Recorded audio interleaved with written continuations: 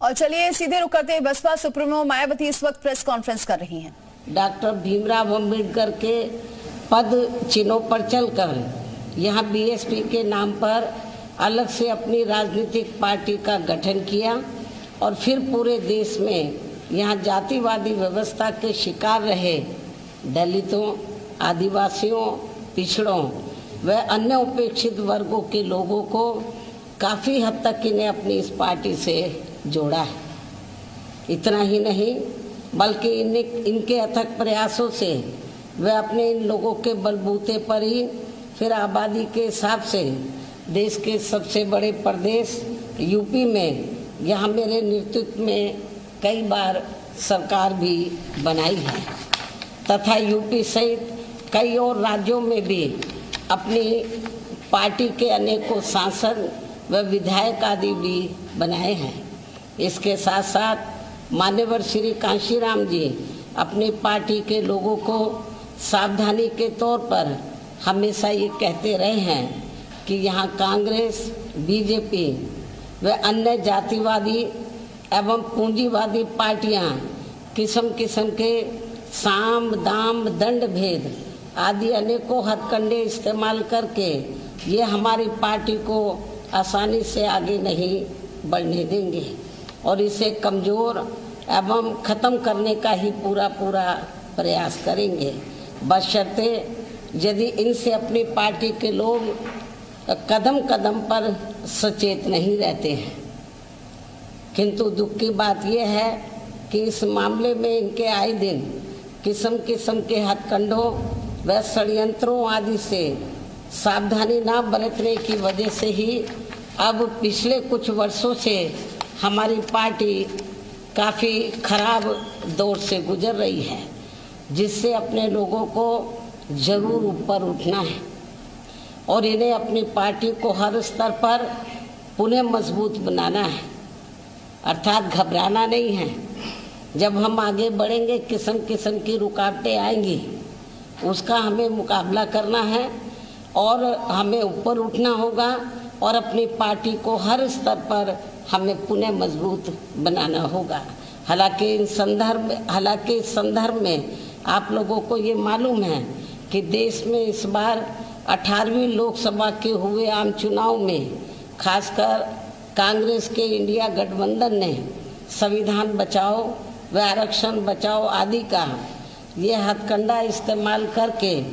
फिर इसकी आड़ में इन्होंने देश के विशेषकर भोले भाले SC, ST व OBC वर्गों के लोगों को गुमराह करके व इनका अधिकांश वोट लेकर अपने गठबंधन को तो मजबूत बना लिया है, जिससे हमारी जैसी और पार्टियों को भी काफ़ी ज़्यादा नुकसान हुआ है। और फिर इस चुनाव के बाद जम्मू कश्मीर व हरियाणा प्रदेश में जल्दी ही विधानसभा के हुए आम चुनाव में हमारी पार्टी इनके इन और भी हथकंडों व षड्यंत्रों आदि से अपने लोगों को पूरे तौर से बाहर नहीं निकाल पाए, जिससे पार्टी को इन दोनों राज्यों के चुनाव में भी यहाँ काफ़ी कुछ नुकसान उठाना पड़ा है। ऐसी स्थिति में अब अपनी पार्टी के लोगों को बीच बीच में व इनके ऐसे सभी हथकंडों एवं षड्यंत्रों से भी सावधान करते रहना बहुत ज़रूरी है। अब हमें अपनी विशेष रणनीति बनानी होगी। तो अब ये नहीं कि इलेक्शन में ये लोग क्या बता रहे हैं, हमें अभी पहले की तरह कैडर के जरिए तो हमें बीच बीच में कैडर के जरिए बीच बीच में इनके ऐसे सभी हथकंडों, षड्यंत्रों आदि से भी सावधान करते रहना बहुत ज़रूरी है। जैसे हमारी पार्टी पहले करती थी वैसे हमें फिर से पुनः यह अभियान शुरू करना होगा, तभी फिर हमारी पार्टी आगे चलकर पुनः बेहतर स्थिति में आ सकती है, जो ये अपनी पार्टी व मूवमेंट के हित में बहुत ज़रूरी भी है। ऐसा किए जाने पर ही फिर इस बार यही मान्यवर श्री कांशीराम जी के प्रति अपनी पार्टी के लोगों की सच्ची श्रद्धा भी होगी। इस उम्मीद व भरोसे के साथ ही अब मैं अपनी बात यहीं समाप्त करूं, लेकिन इससे पहले कल जम्मू कश्मीर व हरियाणा प्रदेश में विधानसभा चुनाव के आए नतीजों में हमारी पार्टी की जो स्थिति रही है, तो उसके बारे में मैं ये कहना चाहूँगी कि हरियाणा कृषि प्रधान प्रदेश है। यहाँ कृषि से जुड़े खासकर जाट समाज के लोग बीजेपी की केंद्र व राज्य सरकार की भी किसान विरोधी रही नीतियों व कार्यशैली आदि से कतई भी खुश नहीं रहे हैं और अभी भी खुश नहीं हैं, जिसकी खास वजह से ही बीजेपी को सत्ता में आने से रोकने के लिए इस बार जाट समाज का अधिकांश वोट कांग्रेस पार्टी को ही चला गया, जिससे फिर इनेलो व बीएसपी के बने गठबंधन को भी इस समाज का वोट एक आधी सीट को छोड़कर लगभग ना के बराबर ही मिला है। लेकिन इनकी जातिवादी मानसिकता की वजह से जाट समाज का वोट बीएसपी उम्मीदवारों को तो बिल्कुल भी नहीं मिला है, जबकि बीएसपी का दलित बेस वोट पूरा का पूरा इनेलो के उम्मीदवारों को ट्रांसफर हुआ है। इतना ही नहीं बल्कि श्री चौटाला परिवार से जुड़ा जाट समाज का भी वोट इनमें आपस में फूट होने की वजह से फिर इसका भी ज़्यादातर लाभ बीजेपी को ही मिल गया है। वहीं दूसरी तरफ गैर जाट समाज का वोट भी इनकी इस लड़ाई में अधिकांश बीजेपी को ही चला गया, जिससे यहाँ बीजेपी को फिर से अपनी सरकार बनाने का मौका मिल गया है। कहने का तात्पर्य यह है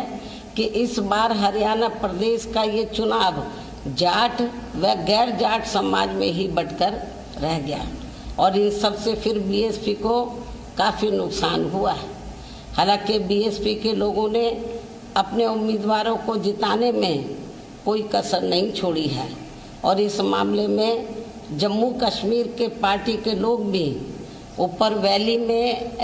कश्मीर वगैरह वहाँ तो नहीं पहुँच सके, लेकिन जो नीचे जो जम्मू का एरिया थोड़ा सेफ है, सुरक्षित है,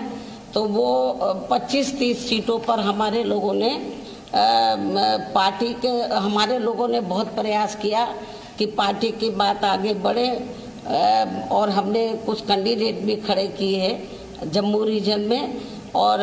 वहाँ पर हमारे लोगों को वोट पड़ा है। सीट तो नहीं निकाल पाए, कुछ सीटों पर अच्छा खासा वोट मिला है। इन सभी की जितनी भी इन वर्कर ने कोई कसर नहीं छोड़ी है, लेकिन हालात कुछ ऐसे बन गए जैसे हमने इनेलो से हरियाणा में अलायंस किया तो हमें जाट समाज का वोट मिला ही नहीं बीजेपी को हराने के लिए, या बीजेपी को सत्ता में बीजेपी वापस ना आए तो जाट वोट एक तरफा तो वो कांग्रेस को चला गया, तो बीएसपी के कैंडिडेट को केवल दलितों का वोट ही पड़ के रह गया। यदि वो थोड़ा वोट भी हमें 2-3% मिल जाता तो हमारी कुछ सीटें ज़रूर निकल आती, लेकिन जाट समाज का वोट वो बीजेपी को सत्ता में आने से रोकने के लिए वो कांग्रेस को चला गया। और वैसे भी जैसे उत्तर प्रदेश में जाट समाज की जो मानसिकता है वो काफ़ी हद तक बीएसपी की वजह से बदली है। उनकी जातिवादी सोच काफ़ी उत्तर प्रदेश में जाट समाज की बदली है, लेकिन अभी हरियाणा में नहीं बदली है।